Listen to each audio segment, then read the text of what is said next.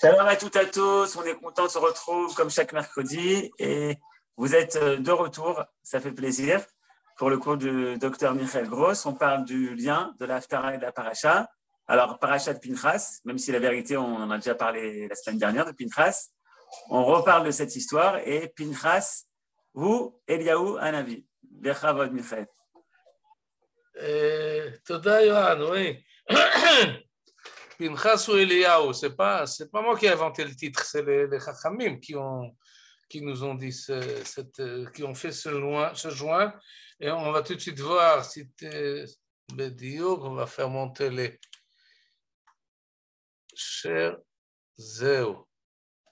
On voit, voilà, là maintenant on voit ce qu'il faut. Et ok. Et vous voyez bien, ça va? Ça c'est quoi? Ça c'est la Haftara. On va prendre la Paracha. Bien la Haftara, pourquoi pas? Oui, pourquoi? Pourquoi les deux? Parce qu'en fait, on a le même terme. Pourquoi on nous dit que Eliyahu ou Pinchas ou Eliyahu, c'est la même personne, c'est la même personnalité plutôt. Il vaut mieux dire parce qu'ils ont quand même un écart de quelques centaines d'années. Et à cause de ce terme-là, Vayomer Kano Kiniti Lashem, comme ça dit Eliyahu. Et dans la paracha, on a exactement le même terme. Au début de la paracha commence pas au début du chapitre, mais au milieu. Et on nous dit la même chose. Bekano et kinati betocham, la même expression qui est d'ailleurs assez rare. Elle est employée à propos d'Akadosh Baruch Hu, El Kana. Mais on n'en parle pas à propos des hommes, sauf deux personnages, Pinchas et Eliyahu. Alors on comprend que Pinchas ou Eliyahu, ça justifie la Haftara et le chapitre 19 du livre des rois qui correspond à l'histoire de Pinchas, que en fait l'histoire, on l'a vu la semaine dernière, à la fin, comme Yohan l'a dit, à la fin de la paracha de Balak, Pinchas prend l'initiative de tuer Zimri ben Salou, le prince de la tribu de Shimon, parce qu'il faisait la débauche en public et la calamité commençait le Magéfa, l'épidémie commençait à se propager dans le pays et personne ne faisait rien. Alors Pinchas, sans demander à personne, a pris l'initiative et a tué Zimri. Et dans notre paracha, au début de la paracha, la Torah donne un compliment à Pinchas pour ce qu'il a fait. Et c'est les premiers versets que nous avons là. Hineni notenlo et beriti shalom. Bravo Pinchas.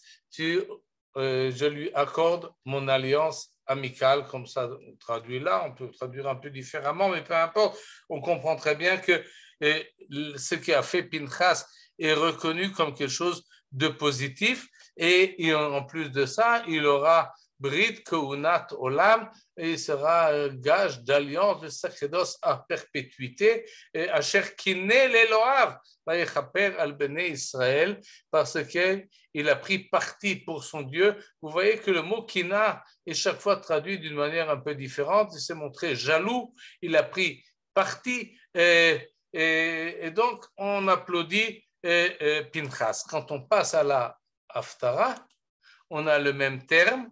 Mais est-ce que, et d'abord, il y a une autre traduction, j'ai fait éclater mon zèle. Et il faut quand même un peu voir de quoi il s'agit, en fait, quand on dit kin'a. Et dans ce contexte-là, et on emploie encore aujourd'hui les kanaïm. Et les extrémistes, comme ça on traduit d'habitude, ce sont des gens qui n'ont pas d'ambiguïté, ils n'ont pas de complexe, ils ont une idée fixe et ils se vouent et ils se donnent entièrement pour cette idée-là. Ils ne posent pas le pour et le contre. Il y a une valeur qui compte pour eux et ça repousse tous les autres. Ça, c'est l'autre mécané, un canaille, quelqu'un qui, en fait, voit qu'une seule couleur à la chose, sans équivoque, sans essayer de peser la situation. Ça, ce sont les Canaïm qui ont beaucoup d'énergie d'habitude et qui sont orientés dans une direction et qui ne voient pas au-delà. Et Pinchas reçoit Mishéberach, reçoit un complément d'Akadosh Baruch Hu. Il aura le Briti Shalom. Il est complimenté et il reçoit comme récompense une alliance amicale avec Akadosh Baruch Hu et sera donc celui qui sera le chef de la lignée des Kohanim. Est-ce que c'est ça exactement ce que nous avons ici dans la paracha? Et pas vraiment. En fait, on peut déjà dire que la Haftara est une réponse ou une contrepartie à ce que nous avons au début de la paracha. Ce n'est pas vraiment un parallèle. On a effectivement Eliyahu qui réagit avec la même impulsion que Pinchas, mais la réaction d'Akadosh Baruch Hu est différente. Le chapitre que nous avons là, je vais essayer, je vais le raccourcir, pas le raccourcir, mais le rapetisser. Je vais tout de suite agrandir, je ne sais pas si vous voyez quelque chose là, mais je tiens, pourquoi j'ai fait cela? Pour vous montrer l'ensemble du chapitre, 21 versets. En fait, on commence la Haftara avec le dernier verset du chapitre précédent, que nous connaissons d'ailleurs le chapitre précédent. On a déjà eu l'occasion de le lire comme Haftara à propos de la parashat Kitissa. Kitissa, c'est Chet HaEgel. Et on a vu la réaction de Moshe au Chet HaEgel qui tue 3000 personnes avec la tribu de Lévi, mais il ne fait pas seulement cela. Ensuite, il va prier à Kadosh Baruch Hu. Et on a comparé à ce moment-là Eliyahu Behar HaKarmel qui tue les Kohanim du Baal à ce qu'a fait Moshe à propos de Avodah Zara du Egel. Et donc, le parallèle là était clair. Ça, c'était le chapitre 18. À la fin du chapitre 18, et Achav, le roi, le mari de Izebel, celle qui avait tué les autres Nevi'im d'Israël, va et retourne chez lui à la maison, à Israël. Mais le dernier verset nous dit qu'Eliyahu est plus rapide, il va vers Israël, il arrive avant lui, et donc le chapitre 19 commence à cela, Vayaget Achav le Izebel et kol asher asa Eliyahu. Achav lui raconte ce qui s'est passé au mont Carmel, et maintenant on veut tuer Eliyahu, on va poursuivre Eliyahu parce que ce qu'il a fait au mont Carmel. Et ça, c'est en fait l'introduction au chapitre, comme dit à 21 versets. Donc, si on prend le verset du milieu, on arrive ici, et comme je vais tout de suite vous montrer, le chapitre-là est construit d'une manière symétrique. Il y a comme un miroir au milieu du chapitre, c'est le verset 10 et 11, et on va devoir nous arrêter sur ce verset-là. Le Ruach Gdola vechazak mefarek arim meshaber slaim lo baruach Hashem, lo barash Hashem, lo baesh Hashem. Ça, c'est le centre de ce que Akadosh Baruch Hu dit à Eliyahu Hanavi. Où est-ce qu'il lui dit ça? Il lui dit au mont Chorev.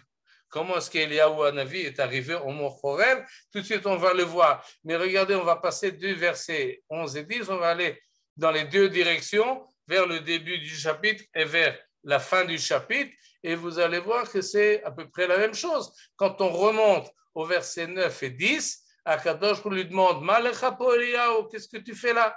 Et il répond le verset 10, « Kano kinati l'Hashem lo'et tzavaot, etc., etc. » Et après ce que il entend le message d'Akadosh Baruch Hu, et alors qu'est-ce qu'on a au verset 13?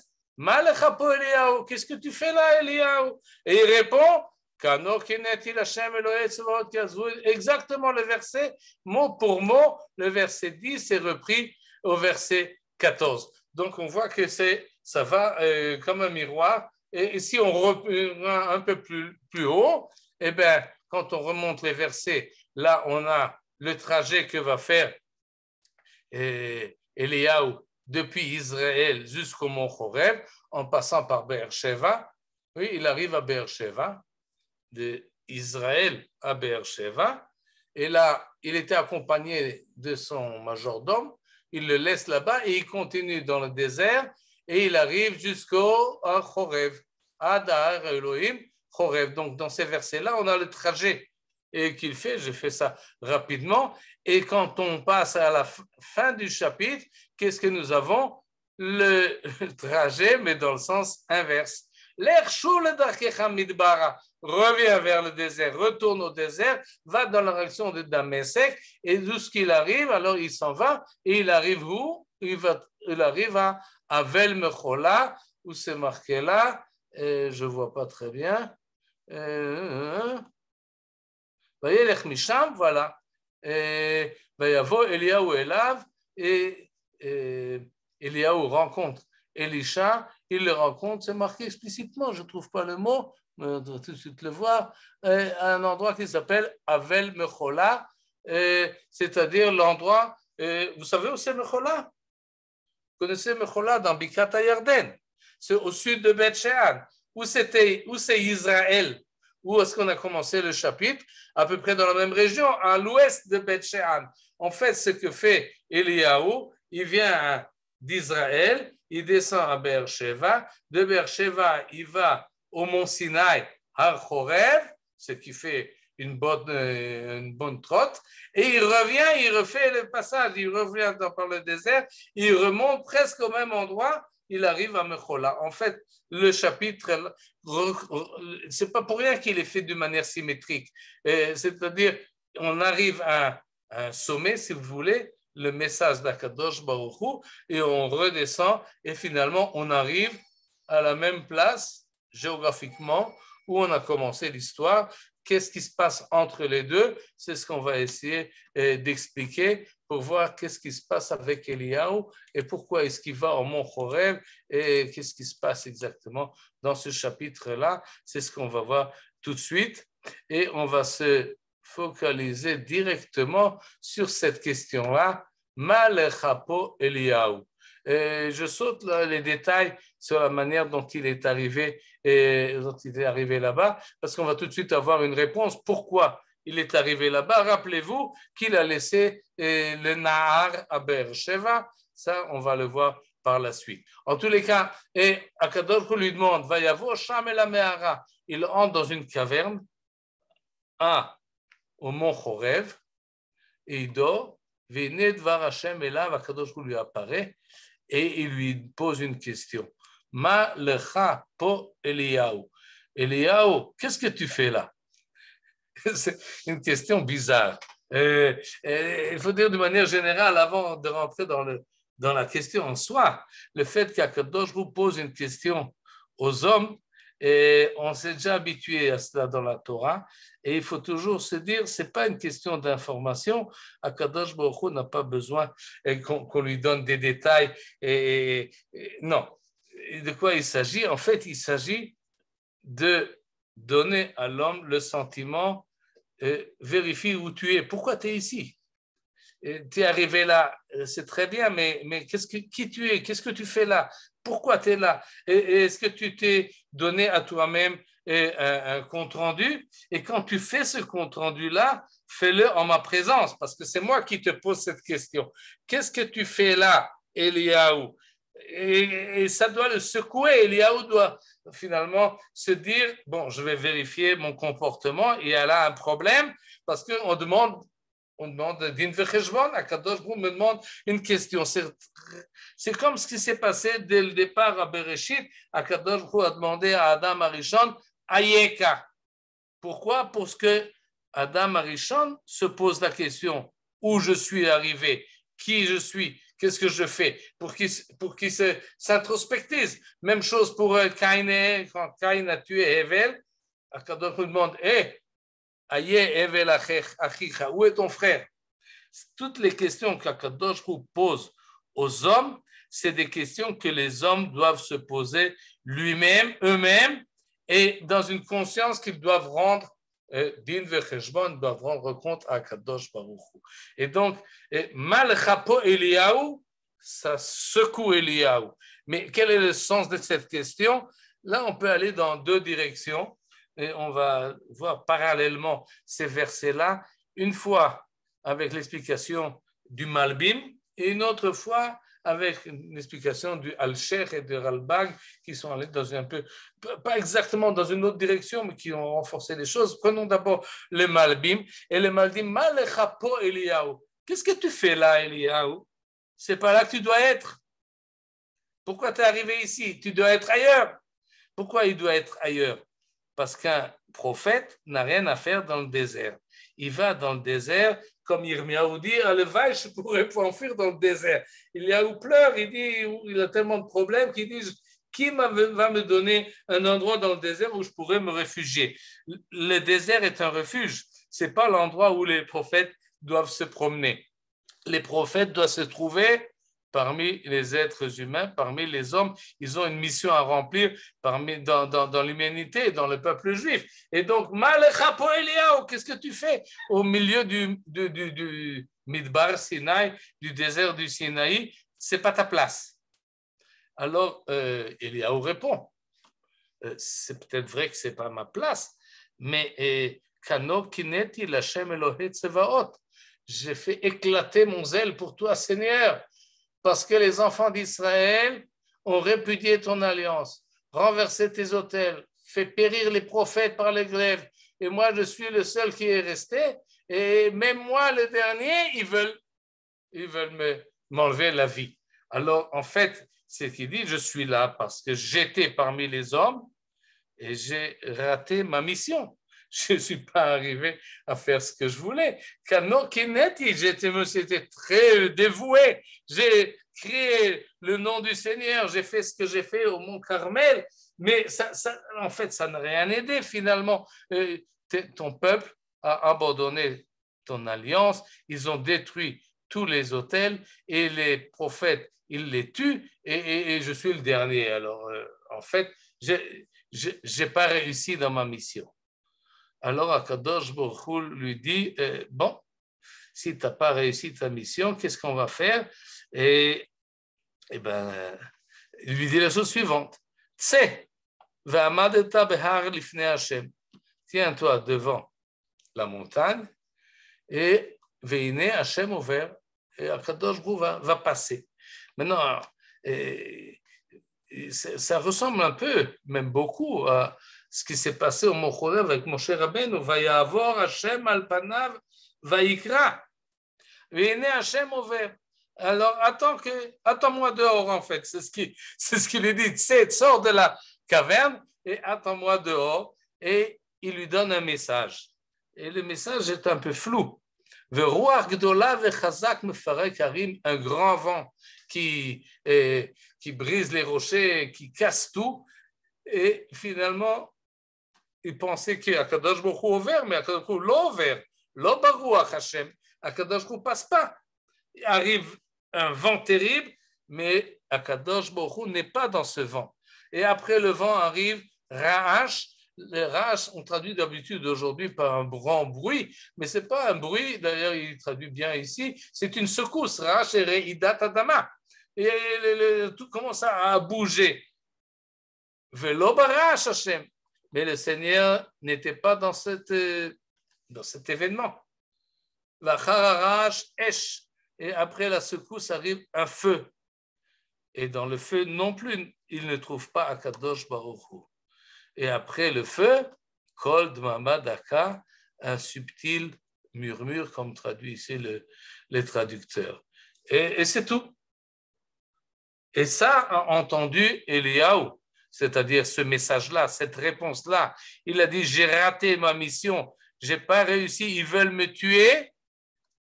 Et c'est ça qu'Akadosh lui répond, je ne suis pas dans le vent, je ne suis pas dans la secousse, je ne suis pas dans le feu. Et après le feu, il y a Kol Dmama Daka, un subtil murmure. On comprend très bien l'allégorie. Et Eliyahu a sans doute très bien compris l'allégorie.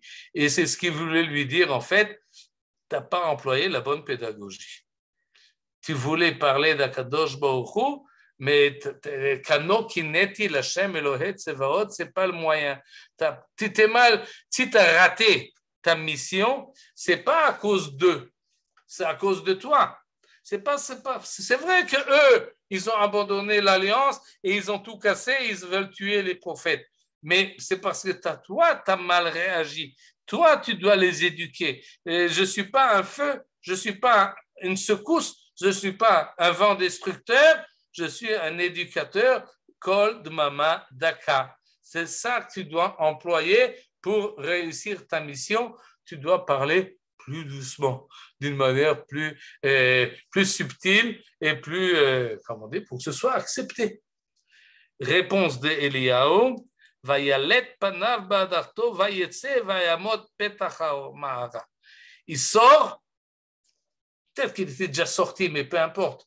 Il sort de la situation, il s'en va. Il n'accepte pas, en fait.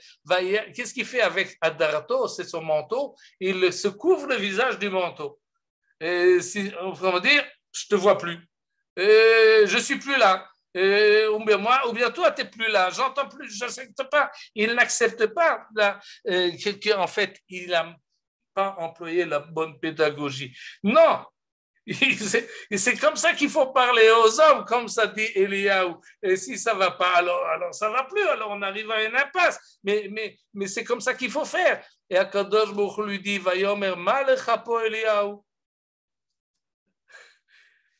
Il emploie la même expression, mais ce n'est plus le même sens de la question. Tu es encore là, Eliyahu? Tu n'as pas compris ce que je t'ai dit? Va faire ce que tu dis, mais d'un autre système. Et réponse de Eliyahu, et il faut le lire avec beaucoup de conviction et de force, parce que c'est une réponse, une des plus fortes qu'il y a dans le Tanakh. Et après qu'Akadosh Hu dit, disons à Adam Arishon, à Yeka, et où alors il dit, je me suis caché, il est troublé, il se sent complexé, il n'est pas à l'aise. Quand on dit à Caïn, où est ton frère, alors il essaie de s'excuser. Et là, Eliyahu reprend exactement la même phrase qu'il a dit précédemment, avant qu'Akadosh lui a parlé, et après, c'est la même chose. Eliyahu ne change pas. Il a sa même position, c'est comme ça qu'il se passe, et nafshi le karta. On verra par la suite que sera la réaction d'Akadosh Baruch Hu devant une telle personnalité qui est vraiment très, pas seulement stable, mais qui fait face à Akadosh Baruch Hu avec sa vérité à lui, et il oppose sa propre vérité à celle d'Akadosh Baruch Hu. C'est vraiment quelque chose d'énorme, et il n'accepte pas de se corriger ou de changer de position. Et ça, c'est la lecture du Malbim. Comme ça, le Malbim lit ce dialogue entre Akadosh Baruch Hu et Eliyahu. D'autres, comme le Al-Sheikh, comme le Ralbag, comme le Messoudat David, ils prennent presque la chose là où le Malbim finit. Autrement dit, la question Malechapo Eliyahu n'est pas une question pourquoi tu n'es pas là-bas, pourquoi tu es parti. Et effectivement, il est parti, et c'est ce qu'on décrit au début du chapitre, parce qu'Israël voulait le tuer, alors il s'enfuit. Et ce qu'il nous dit là, c'est vrai. Et non seulement cela, il voulait tellement s'enfuir, il en avait marre, qu'il demande même il demande qu'on lui prenne sa vie. Il a raté sa mission, il ne peut plus la faire, alors il a plus de sens de sa vie. Alors c'est fini, on s'arrête là. Et c'est ça la question, la Vayomerlo, Malechapo Eliyahu, d'après les autres commentateurs, il dit qu'est-ce que tu fais là et pas ailleurs, mais c'est ici que tu viens, Eliyahu. Malechapo Eliyahu, pourquoi est-ce que tu viens ici? Qu'est-ce que tu fais ici? Où ça ici? Har Chorev. Tu sais ce que c'est Har Chorev? Tu sais ce qui se passe à Har Chorev? Non seulement il y a eu la Torah qui a été donnée à Har Chorev, mais les 13 Midot Harachamim ont été donnés à Chorev dans la même Me'ara, dans la même grotte, dans la même caverne. Moshe Rabbeinu a entendu Akadosh Baruch Hu lui dire Vayavor Hashem al panav rachum vechanun el erechapayim verav chesed ve'emet, les 13 midot de Rachamim. Ça, c'est ce qui se passe. Tu viens au mot Chorev, ce n'est pas ta place. qu'est-ce que tu ne comprends pas? Qu'est-ce que tu fais là? Et en fait, et tout de suite, on va voir la réponse. Mais on ajoute encore une chose, c'est que Moshe Rabbeinu, Homo Chorev, et lui aussi a parlé du fait que Mechenina misifrecha, efface-moi de ton livre. Il était prêt même à donner sa vie, mais la phrase d'avant est si tu ne pardonnes pas à ton peuple, alors efface-moi de mon livre. C'est-à-dire, Moshe Rabbeinu arrive presque à la même conclusion qu'Eliyahu, il est prêt à abandonner la vie terrestre, mais Moshe Rabbeinu le fait et le dit, et si Akadosh Baruch Hu ne pardonne pas, alors que Eliyahu dit, si tu ne punis pas le peuple juif, alors j'ai pas de sens à ma mission. Et c'est ça qu'il dit, Kano kineti l'Hashem Elohei Tsevaot, azvu britecha bnei Israël et mecha haratzu. Alors, fais quelque chose. Qu'est-ce qu'il doit faire? Eh bien, il doit punir. C'est ce que demande Eliyahu Hanavi à Kadosh Baruch Hu. En fait, ce que font ces Mefarshim, et ils transforment le Malbim à orienter le dialogue sur la personnalité d'Eliyahu. Est-ce que lui a employé le bon système ou pas? Et Akadosh Baruch Hu l'accuse d'avoir employé un mauvais système pour corriger le peuple. D'après le Al-Sheikh et le Ralbag, et ça va plus loin. C'est que lorsque Eliyahu Hanavi arrive au mont Chorev, en fait, il dit à Kadosh Baruch Hu, ton projet a échoué, il faut revenir à la case de départ. Il faut recommencer à zéro. Kano kineti l'Hashem Elohei Tsevaot. Je suis fidèle à Kadosh Baruch Hu. Mais le projet qui avait commencé avec Moshe Rabbeinu, avec Rachum Vechanun, etc., où ça a amené? Où ça mène lorsque tu es miséricordieux? Quand tu donnes ton pardon, où ça va arriver finalement? Qu'il n'y aura plus d'autel pour te servir, il n'y aura plus de prophètes qui parleront en ton nom, il n'y aura que Avodah Zara parce que tu pardonnes tout le temps.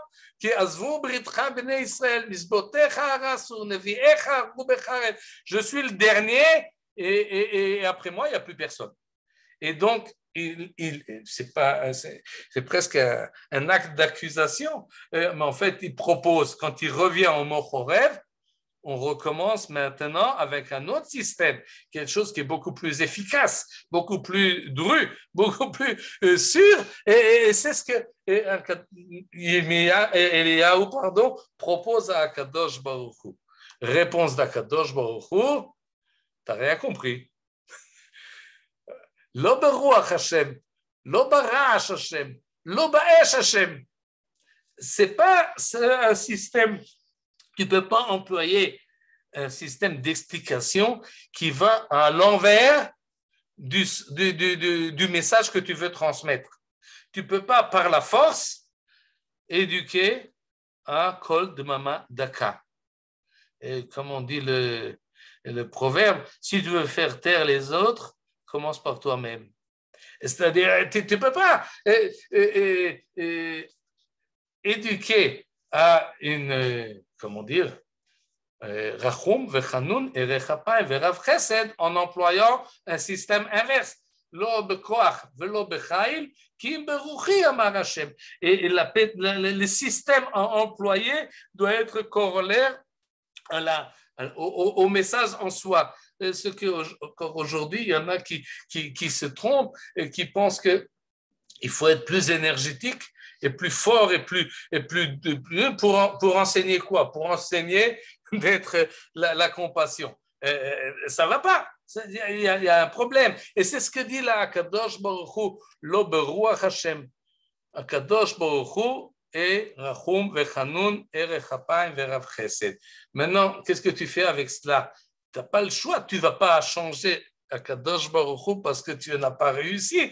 Tu dois continuer de cette manière-là. Et Eliyahu, encore une fois, là on arrive à la même explication, il n'accepte pas le message d'Akadosh Baruch Hu. Et pour lui, Akadosh Baruch Hu, c'est quelqu'un, ou plutôt c'est une notion, qui lorsque on on a tué les Nevi'im et on a saccagé les hôtels et qu'on menace le dernier Navi, alors il n'y a plus place à la miséricorde et au pardon. Il faut forcément amener ici punition. Il faut faire quelque chose de beaucoup plus grave et beaucoup plus tragique. Et c'est ce que propose Eliyahu à Kadosh Baruch Hu. Et donc il refuse. Et c'est ce qu'il lui dit, mal chapo Eliyahu. Après ce qu'Akadosh lui a expliqué qu'il veut un message qui convient aux qualités d'Akadosh Baruch Hu, et quelqu'un qui est un porte-parole plus adéquat, et Eliyahu lui dit non, pas moi, non. Parce qu'il il cherche à m'enlever la vie, alors non, je ne souris pas à ceux qui veulent, qui me poursuivent. Et non, là, finit la discussion. Qu'est-ce qui va se passer maintenant? La Haftara n'est pas finie. Alors, on va lire la suite. Vayomer Hashem elav, lech shuv ledarkecha. Reprends ta route vers le désert de Damas, et là, tu arriveras et tu rencontreras à Damas Chazaël, le roi de Aram. Et qu'est-ce qu'il doit faire?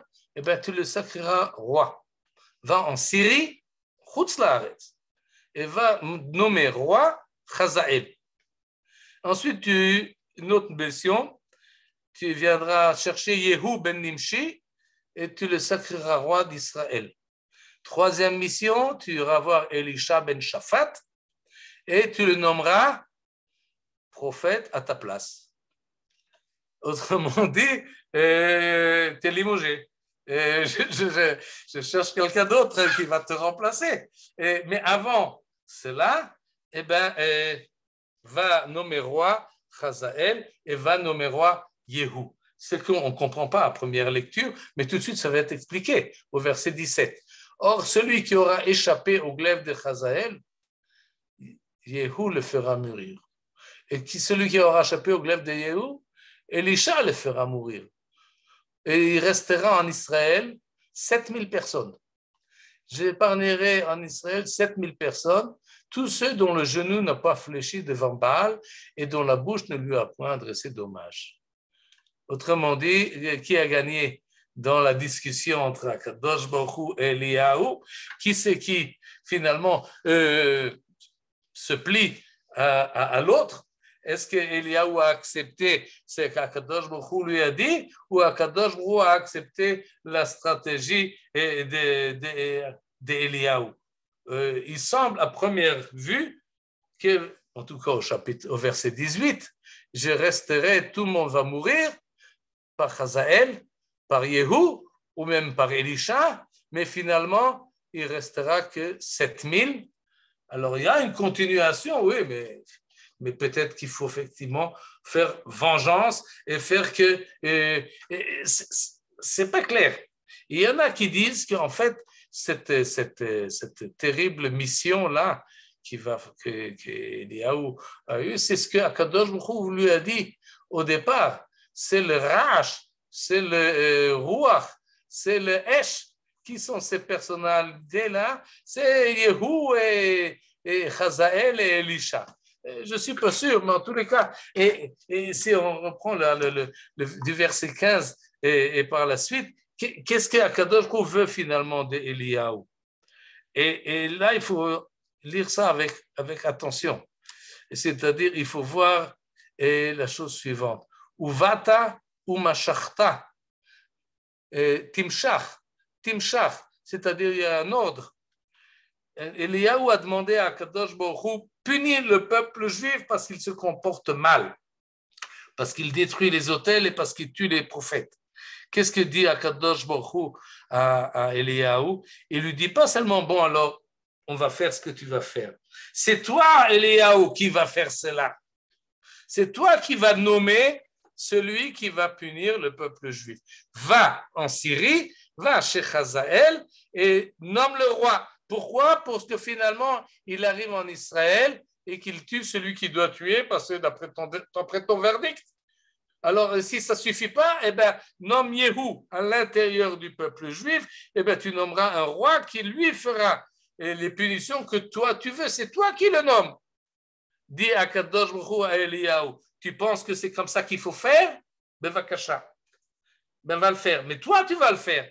Et c'est en fait, comment dire à celui qui crie dans les manifestations et qui demande punition, vengeance, etc., on prend le bonhomme de la manifestation, on le met en face de l'autre et on lui dit « Vakasha, vas-y, maintenant c'est à toi de le faire ». Maintenant, il ne s'agit pas de un contre l'autre. Ça, on l'a déjà vu à propos de Shmuel et Agag, qui lui-même a pris le glaive et a tué Agag. Mais là, il s'agit de l'ensemble du peuple juif.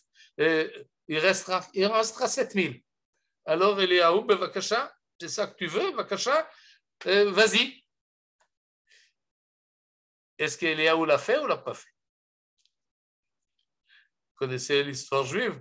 Est-ce qu'Eliyahu est allé en Syrie et a nommé Hazaël? Est-ce qu'il est allé nommer Yehou? Est-ce qu'il a choisi Elisha comme remplaçant? Parce que c'est sa dernière mission. Une fois qu'il aura fait cela, eh ben c'est fini. Il peut s'en aller et il y en aura peut-être un autre prophète pour les 7000 qui resteront. Et même si on parle des 7000 d'une manière imagée, il est évident que c'est très peu. Et il y a une minorité des minorités qui peuvent rester. Et la Haftara continue et nous dit Vayelech Misham, Vaimtsa et Elisha ben Shaphat. Maintenant, on va voir qu'est-ce qui s'est passé. Et je vous dis tout de suite, Eliyahu n'a pas fait. Il n'est pas allé en Syrie et il n'est pas allé voir Yehou et il ne l'a pas nommé. Tout de suite, on va voir ce qui se passe avec Elisha. Mais en fait, ce qui se passe, qu'on a vu tout à l'heure, qu'Eliyahu fait le chemin de retour, il a le temps de réfléchir et il réfléchit depuis Har Horev jusqu'à qu'il arrive à Mechola. Il est dans le chemin vers Damas.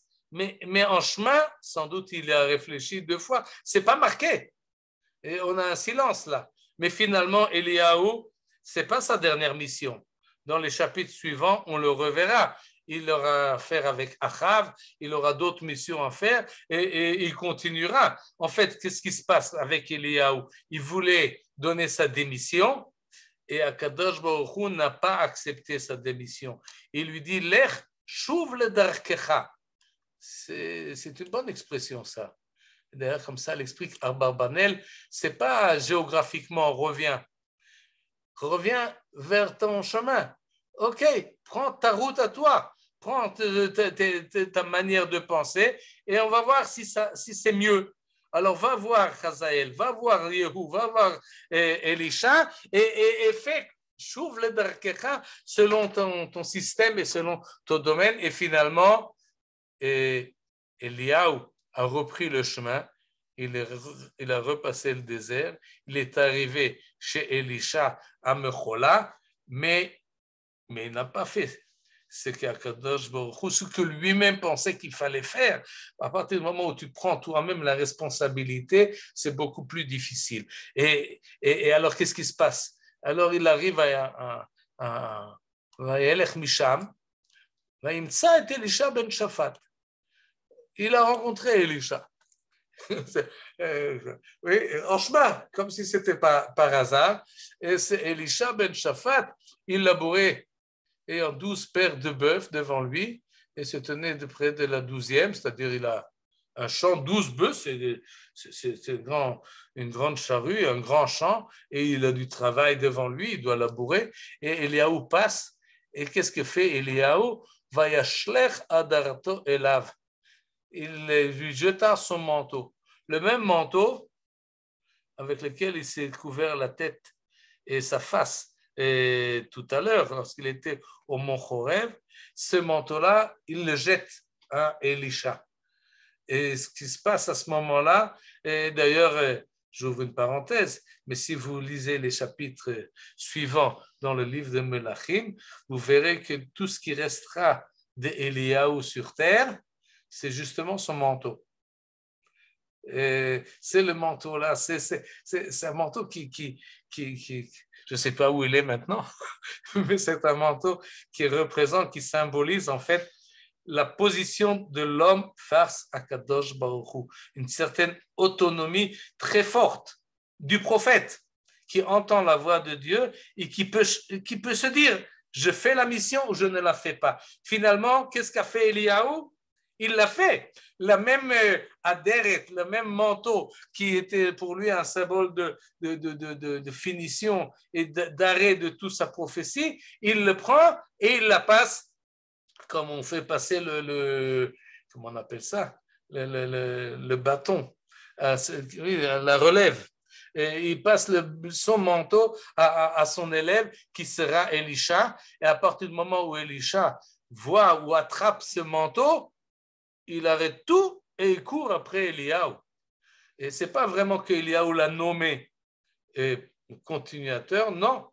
En fait, ce qui se passe à ce moment-là, c'est le négatif, ou si vous voulez plutôt le positif, de ce qui s'est passé au début du chapitre, ce qui s'est passé à Beersheva, Vayanach et Naharo.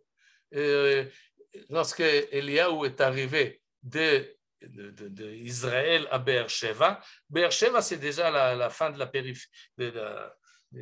périphérique, oui, il est au bout d'Israël habité de l'époque, et là il arrête et il dit à son Nahar, à celui qui l'accompagne, toi tu restes ici, moi je continue. Autrement dit, il est dans une solitude totale, il quitte le monde humain pour s'enfuir dans le désert et même finalement il va dormir sous un rotem sans manger, sans boire et en fait il se sépare de la vie terrestre. Ce qui se passe avec Elisha, c'est le contraire. Il rencontre Elisha et il retourne dans le genre humain par l'intermédiaire d'Elisha, par celui qui est en train de labourer, et il va avec lui et à ce moment-là, Yarot Sacharé Eliaou, et Eliaou lui dit je vais dire au revoir à papa, maman, et je reviens tout de suite te voir. Et alors, il lui dit Eliaou, non, retourne chez tes parents. Mais asiti lecha, et j'ai pas besoin de toi, dit Eliaou.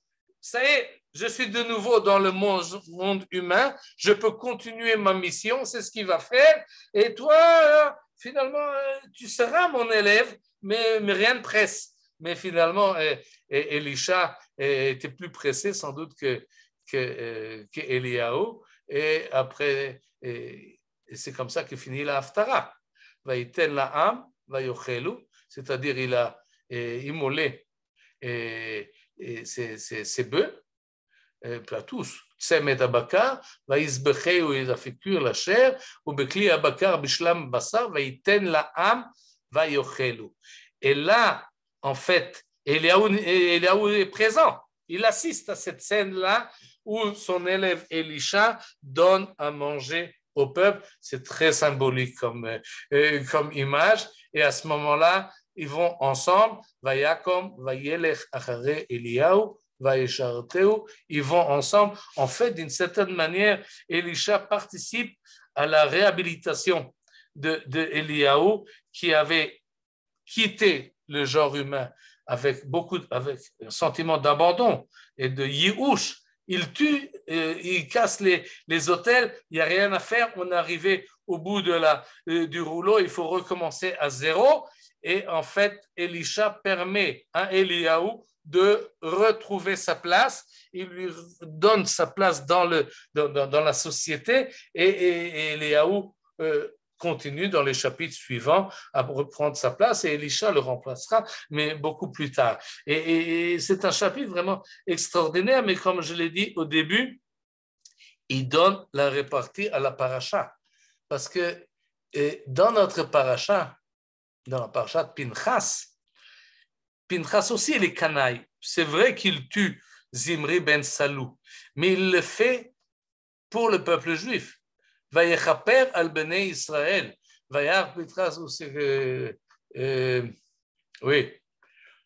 Oui, Vayar Pinchas ben Elazar HaKohen, ça c'est la paracha précédente. Et Vayakom mitoch haeda Vayikach romach beyado.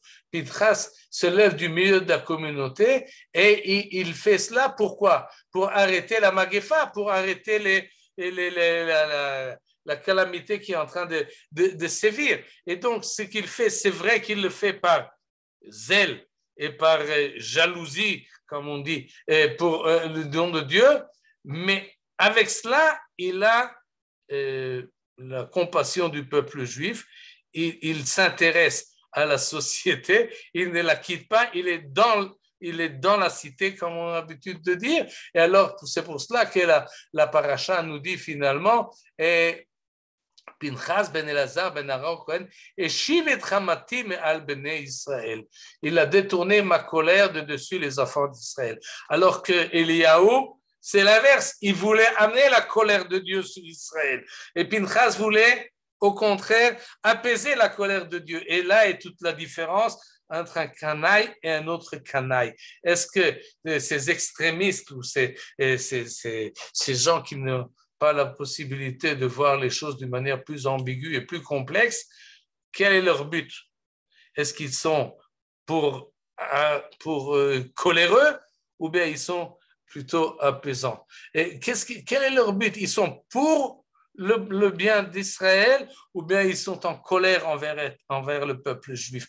Là, la grande différence, et c'est pour cela que Pinchas reçoit une bénédiction et reçoit des compliments, alors que Eliyahu a besoin d'une correction, a besoin d'être corrigé, parce que bien qu'il est peut-être bien intentionné, son système ne marche pas. Et la meilleure manière de montrer qu'il ne marche pas, c'est lui dire, essaye de faire marcher ton système, et Eliyahu lui-même doit reconnaître qu'il ne peut pas aller. Et Sheikh Hazael est le nommé roi pour qu'il vienne détruire le peuple juif. Il y a des limites à tout. Et encore un mot sur cette limite-là, parce que des fois, même aujourd'hui, il y a des gens qui la perdent, des gens qui, dans la discussion intérieure, ici en Israël, discussion politique essentiellement, mais des fois également des discussions religieuses, et certaines discussions qui sont légitimes. Mais à partir du moment où une partie des discutants vont voir ailleurs, vont chercher en Chutz La'aretz, et vont chercher et vont faire des articles dans le Times ou dans Le Monde, ou font appel à l'ONU pour corriger le peuple juif de l'extérieur. Là, c'est même Eliyahu Hanavi n'a pas pensé que cette chose-là est faisable. Il y a des limites à tout, et c'est cela que nous enseigne ici la paracha, mais avec le complément de la Haftara. Les Canaïm sont toujours des gens isolés, toujours des gens qui sont en dehors de la société d'une manière psychologique ou même physique, et il faut faire attention à ces gens-là. Des fois, ils ont des arguments forts, et des fois, ils font impression, vraiment impression qu'on a devant nous quelqu'un qui est d'une solidité morale ou idéologique qui fait fort, parce qu'ils ne sont pas ambigus, mais c'est parce que le prophète qui a écrit le livre de Melachim voulait nous dire Lo baruach Hashem, velo ba'esh Hashem, velo ba'ra'ash Hashem, kol dmama daka. C'est pas facile, ça demande beaucoup de patience, mais finalement, c'est ce que la Torah et ce que le Tanakh nous enseigne. Et c'est ce qu'on doit essayer de faire, Bezrat Hashem Yitbarach, jusqu'à ce que Eliyahu Hanavi Veshiv levavot al banim velev banim al avotam. Et nous en... Merci beaucoup, Michel. C'est les questions, c'est le moment. Oui, Alex, j'attends toujours votre remarque pertinente. Moi, ça me travaille beaucoup, c'est le Kol Dmama Daka. Et moi, la traduction ne me plaît pas. Je ne sais pas ce que ça veut dire. C'est une voix de mama, c'est-à-dire qu'elle est. Ça veut dire même. Donc, même, c'est qu'elle ne bouge pas, qu'est-ce qu'elle fait? Et pour Daka, c'est traduit, à mon avis, ça ne traduit rien du tout, la traduction qu'on nous donne. Et vous en faites une histoire que sans bruit, c'est-à-dire dans le Har Sinaï, il n'y a eu que du bruit, il y a eu des éclairs et tout ça, on nous a fait ça de force. Enfin bref, Dieu ne veut pas comme ça. Dieu ne veut plus comme ça. Mais qu'est-ce que c'est que cette Kol de Mama? Et faites-moi une meilleure traduction, je n'aime pas du tout. Trouvez-moi quelque chose d'autre. Kol, c'est une voix. De Mama, c'est un silence, n'est-ce pas? Et Daka, c'est un silence très court. Alors, qu'est-ce que ça veut dire? Mais si c'est silence, alors il n'y a pas de voix. Kol voilà, de c'est ce Mama, que je me dis. Alors, qu'est-ce que... C'est complètement... Alors, c'est sans doute pas vrai. Alors, le traducteur nous propose un murmure qui est une voix, mais une voix silencieuse. Un murmure de fin de silence.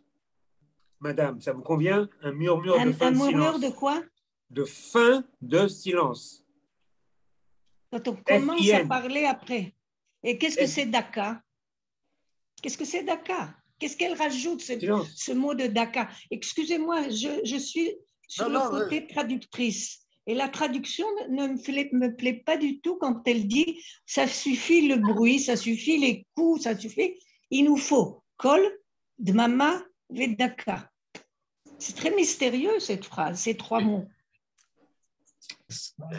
Est-ce que je peux dire quelque chose que j'ai... Bonsoir à tout le monde. Que j'ai entendu du professeur Léon Ashkenazi. Lui, il avait dit Kol Daka Bademama.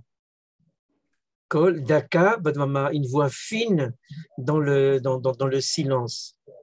Et j'ai beaucoup aimé la dernière phrase que Michael vous avait rappelée, parce que tous les samedis soirs au Maroc, j'entendais mon père dire Veshiv levavot albanim, et on répondait Velev banim alavotam.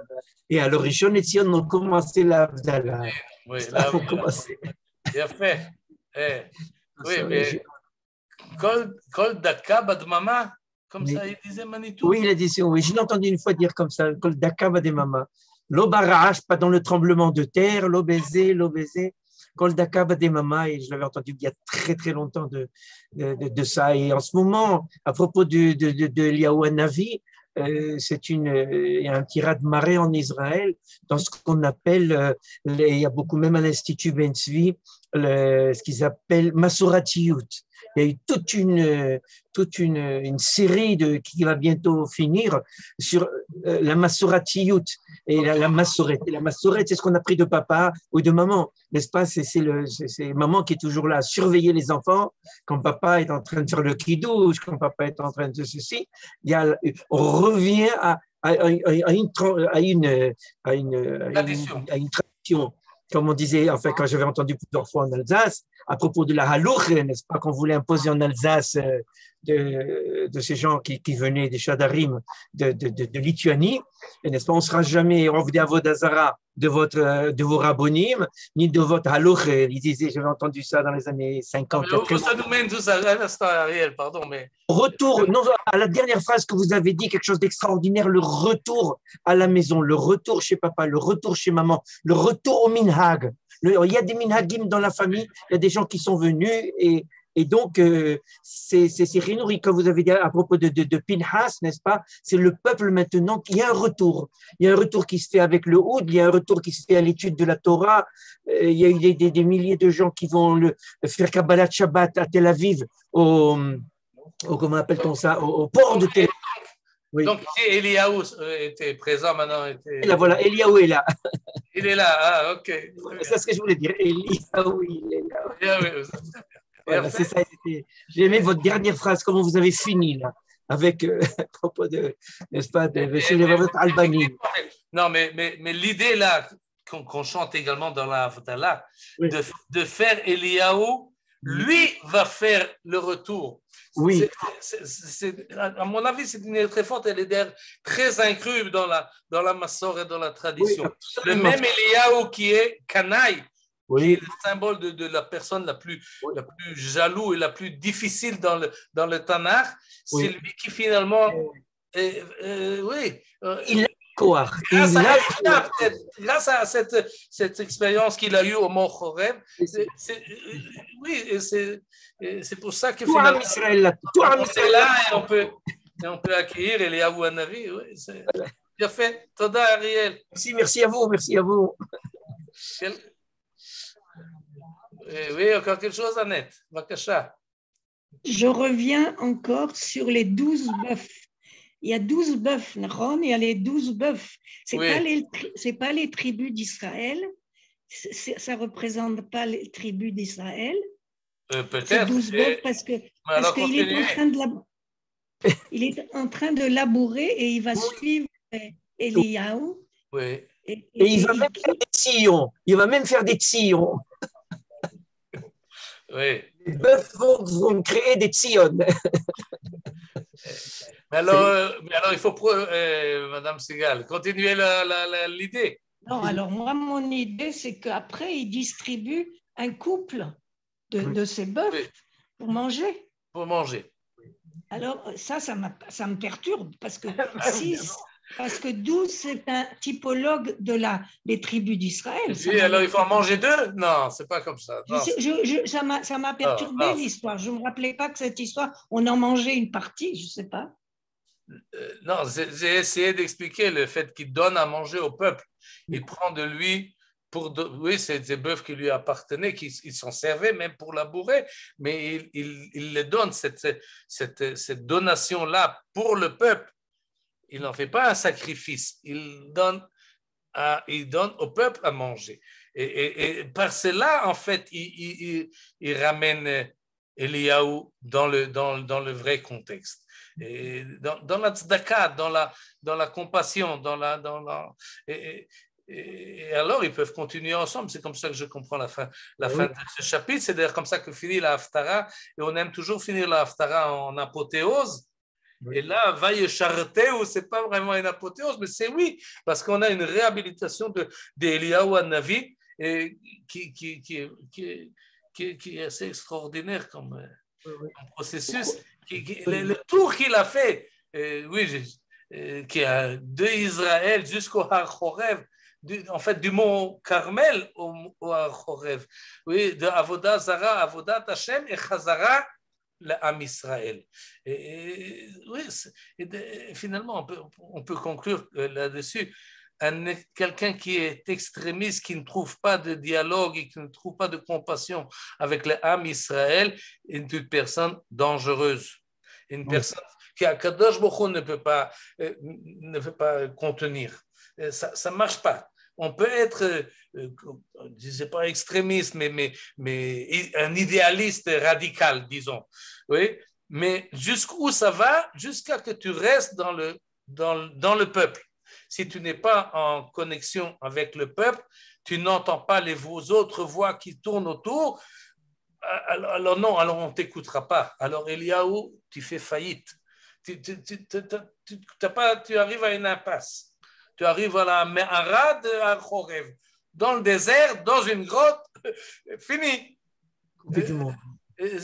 Oui, il faut savoir, parce que des fois on rencontre des gens qui ont une certaine idéologie et qui y croient et qui n'arrivent pas à faire des compromis aucune, et ils pensent que le mitrazek, comme on dit, oui, ils deviennent un rocher dur qui fait souvent impression. Mais je pense qu'en tout cas, il faut faire attention à cette tentation. Cette Haftara montre la liberté de l'homme essentiellement. Je n'ai pas entendu, pardon? Toute cette Haftara montre la liberté de l'homme. Oui, finalement, Eliyahu moul Akadosh Baruch Hu, ça c'est vraiment extraordinaire. Plus même que Yona Hanavi ou d'autres. Oui. Oui, parce qu'il se tient, il ne fuit pas, il fait face, il dit c'est ça que je crois, c'est vrai, et c'est comme ça qu'il faut faire. Mon Akadosh Baruch Hu, c'est vraiment. Mais finalement, Akadosh Baruch Hu arrive à le corriger. Il apprécie d'ailleurs, il y a une certaine appréciation, je crois, entre les lignes. Akadosh Baruch Hu apprécie Eliyahu et sa force de conviction, mais il faut l'orienter comme il faut. Exact.